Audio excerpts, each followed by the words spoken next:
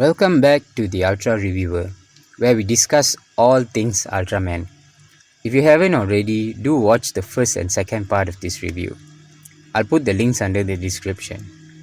Now, without further ado, let's get into today's video, Ultraman Nexus, an almost perfect series, Part 3.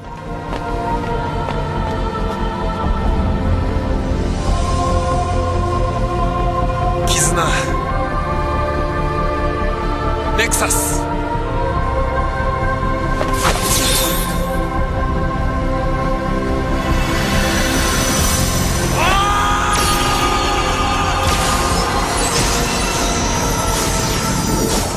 So, to begin today's video, let's get into two things that could have been executed better. The first would be that more time given for Nagi and Ren as Ultraman hosts. Even though Ren did have some level of development in his character and as an Ultraman, he sadly only had half the time Himeya did. This was unfortunate to see, as Ren too had a very interesting story arc that could have been expanded to much more than it did. As for Nagi, being an aggressive person by nature would have made for a very interesting Ultraman host in terms of what could have been her fighting style and her overall approach in combat, seeing that she's already tactically trained to the point she could even point out to Ren what his mistake was in battle. 戦いは攻めるだけでは勝てない。有効な攻撃をするには自分のダメージを最小限に抑える必要がある。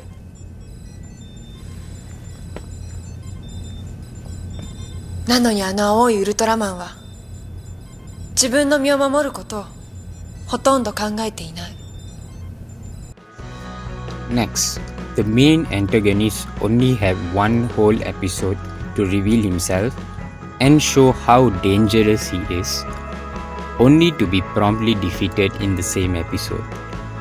This is contrary to the other two Dark Ultras, who had significantly more screen time.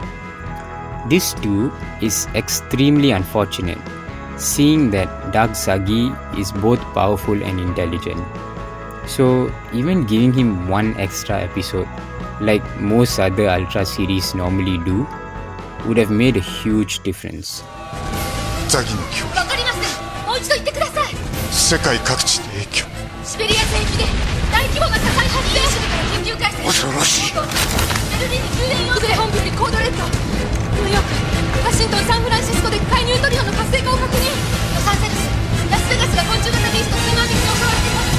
ジャカルタ、ニューデリー、シンガポール、SOS を繰り返しています。Now, the last thing I want to get into is the mystery element of the show. Through the span of 37 episodes, there is a lot of mystery that surrounds everyone. And while I agree some of it were okay to have left unsolved, others left more of a frustration rather than an element of suspense when left unanswered. For instance, leaving Ultraman's origin a mystery was not a bad idea, as it could have made for some good storytelling in the future, or just left as a forever mystery, never to be solved. However, not giving us a solid backstory to Dark Zagi and his connection to the space beast was something I felt that should not have been done, seeing that it was vital to the storyline. As I mentioned in my previous video, most of this information can be found elsewhere, but as a long-time fan of the franchise, I can say I'm very disappointed, especially because I loved everything else.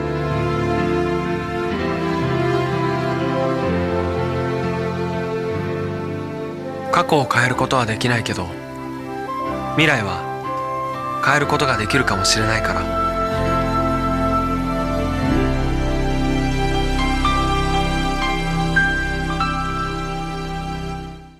I'd say all in all, Ultraman Nexus, despite its rough finishing, some unexplained plot threads, and lack of opportunity growth for some of the characters, makes for a good series if you're someone who loves Ultraman but yearn for a change, or someone who just wishes to see this franchise in a different light. Also, if you enjoy cliffhangers and some very dark storytelling, and I mean very dark storytelling, but would also love to see some cool action, then Ultraman Nexus is the series for you.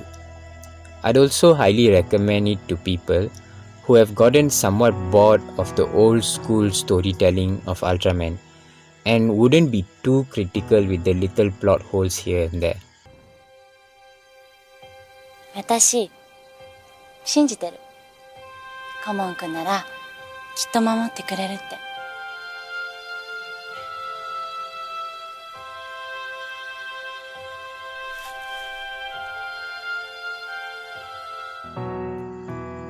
Well, that's it for today.